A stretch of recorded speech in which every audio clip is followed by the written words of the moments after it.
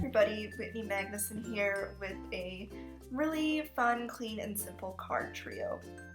So today I'm going to be using 3 A2 card bases, white, and then I went ahead and kind of searched through my blue cardstock and I chose 3 tones that I thought would kind of coordinate well together, and I made some cut files for them using my Cricut. So I'm going to show you an easy way to stamp on the cut files. So I just have some Misty grid paper inside of my Misty.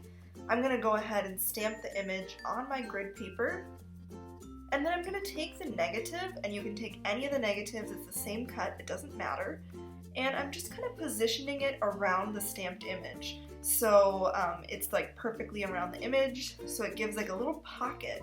So that cut paper for our image can just pop right in there like a puzzle piece.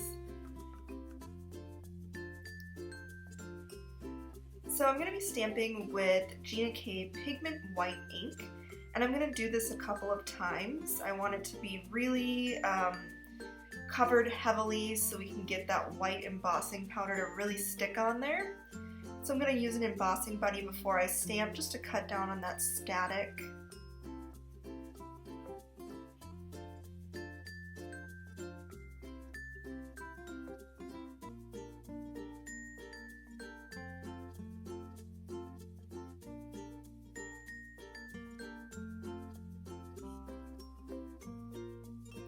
So now I'm going to go ahead and I'm going to be grabbing my Gina K Designs white embossing powder, and I'm just spreading that all over the stamped image here so we get good coverage, and shaking it off.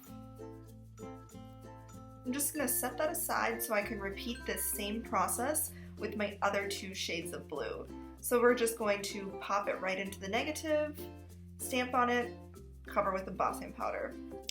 And then finally, we're just going to heat set that embossing powder and add our sentiments. This stamp set has 3 amazing sentiments, so I'm just choosing one of each to go on my card and just kind of positioning that floral where I think it will look good, and then adding the sentiment.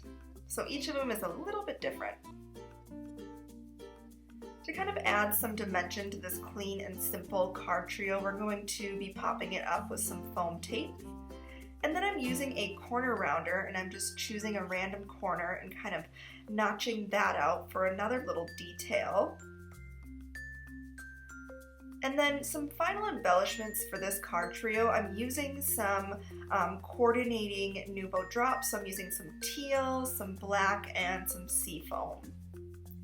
And then off camera, I went ahead and added some Ink on 3 liquid pixie dust over the top of our florals to add that little bit of holographic sparkle, which you can see here. I hope that you enjoyed this tutorial, and I will see you next time. Bye!